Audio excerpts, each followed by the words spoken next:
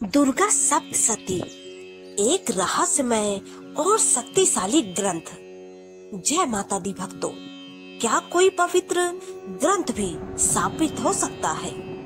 क्या कोई ऐसा ग्रंथ है जिसे पढ़ने से पहले विशेष सावधानी बरतनी पड़ती है, अन्यथा अनिष्ट हो सकता है?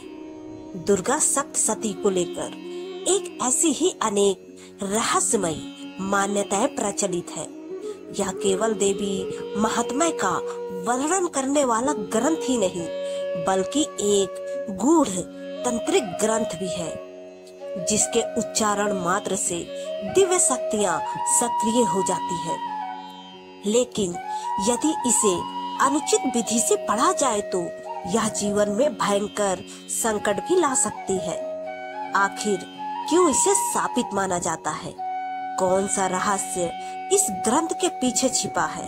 चलिए इस रहस्यमय ग्रंथ की गहराइयों में उतरते हैं और जानते हैं कि इसके शापित होने के पीछे कौन कौन सी पौराणिक और आध्यात्मिक कथाएं प्रचलित है। दुर्गा सप्तशती, जिसे चंडी पाठ भी कहा जाता है, हिंदू धर्म के अत्यंत शक्तिशाली ग्रंथों में से एक है। यह देवी महात्म्य का वर्णन करता है और इसमें माँ दुर्गा की स्तुति, उनकी महिमा और उनके द्वारा दैत्यों के संहार की कथाएं सम्मिलित है।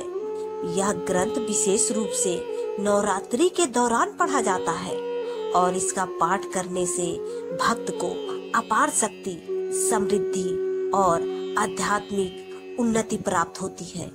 हालांकि यह मान्यता है कि दुर्गा सप्तशती शापित ग्रंथ है, यानी यदि इसे गलत तरीके से पढ़ा जाए तो इसके नकारात्मक प्रभाव हो सकते हैं।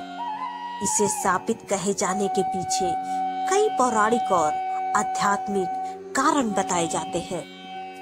आइए इन्हें विस्तार से समझते हैं। एक, ऋषि मेधा का शाप। एक कथा के अनुसार दुर्गा सप्तशती की रचना महर्षि वेदा ने की थी, जिन्होंने इसे अत्यंत गूढ़ और रहस्यमय ग्रंथ के रूप में संरचित किया। उनका यह कहना था कि जो कोई भी इस ग्रंथ का गलत तरीके से उपयोग करेगा या इसे अपवित्र स्थान पर पढ़ेगा, उसे इसके विपरीत प्रभाव झेलने पड़ सकते हैं। ऋषि मेधा ने इसे एक तांत्रिक ग्रंथ के रूप में भी वर्णित किया, जिसमें अनेक बीज मंत्र और गुप्त शक्तियां छिपी हुई है।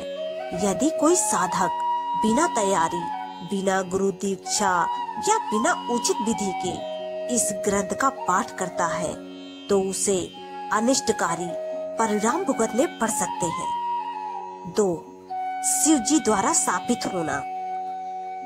एक अन्य मान्यता के अनुसार भगवान शिव ने स्वयं इस ग्रंथ को एक विशेष नियमों के साथ पढ़ने का आदेश दिया था। जब कुछ असुरों ने इस ग्रंथ का उपयोग अपनी शक्ति बढ़ाने के लिए किया, तो भगवान शिव ने इसे एक विशिष्ट विधि के साथ पढ़ने का शाप दिया।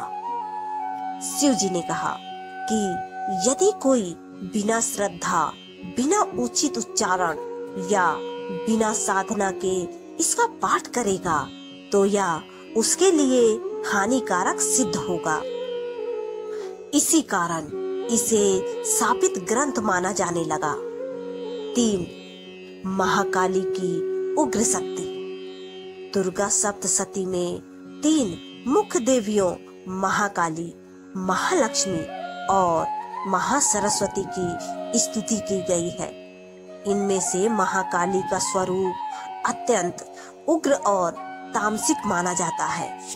महाकाली की शक्ति विध्वंसकारी होती है और यदि कोई साधक इस ग्रंथ का पाठ नियमों का पालन किए बिना करता है तो उसके जीवन में उथल पुथल हो सकती है।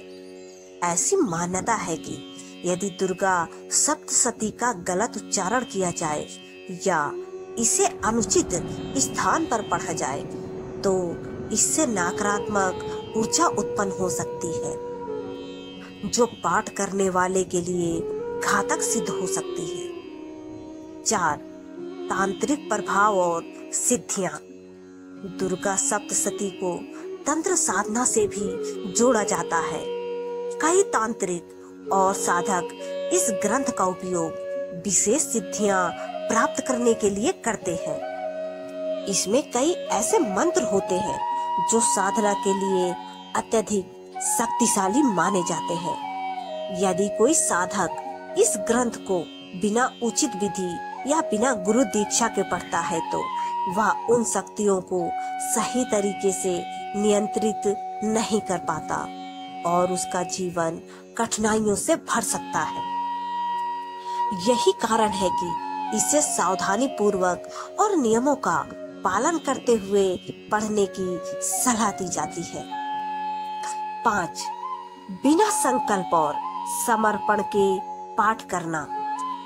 दुर्गा सप्तशती का पाठ एक विशेष संकल्प और समर्पण के साथ किया जाना चाहिए। यदि इसे अनादर या लापरवाही से पढ़ा जाए तो इसका प्रभाव उल्टा भी हो सकता है। ऐसा कहा जाता है कि इस ग्रंथ का पाठ करते समय यदि साधक की मानसिक स्थिति सही न हो तो यह जीवन में कष्टकारी परिस्थितियां उत्पन्न कर सकता है। भक्तों, अब जानते हैं इसके दुष्प्रभावों से बचने के उपाय क्या है। अगर कोई दुर्गा सप्तशती का पाठ करना चाहता है तो उसे निम्नलिखित बातों का ध्यान रखना चाहिए। 1. गुरु दीक्षा लें। यदि संभव हो तो किसी योग्य गुरु से इस ग्रंथ के पाठ की विधि सीखें। 2. शुद्धता बनाए रखें। पाठ करने से पहले स्वयं को मानसिक और शारीरिक रूप से शुद्ध करें। 3. विशेष तिथियों पर करें पाठ। नवरात्रि, पूर्णिमा, अमावस्या और अन्य शुभ दिनों में इसका पाठ करना लाभकारी होता है। 4. नियमित रूप से करें पाठ। यदि एक बार पाठ शुरू किया तो उसे संपूर्ण करें, अधूरा ना छोड़ें। 5. अंत में क्षमा याचना करें। पाठ समाप्त होने के बाद देवी से प्रार्थना करें कि यदि कोई त्रुटि हुई हो तो उसे क्षमा करें। भक्तों, दुर्गा सप्तशती एक अत्यंत शक्तिशाली और दिव्य ग्रंथ है जिसे सही विधि से पढ़ने पर साधक को अद्भुत लाभ मिलते हैं।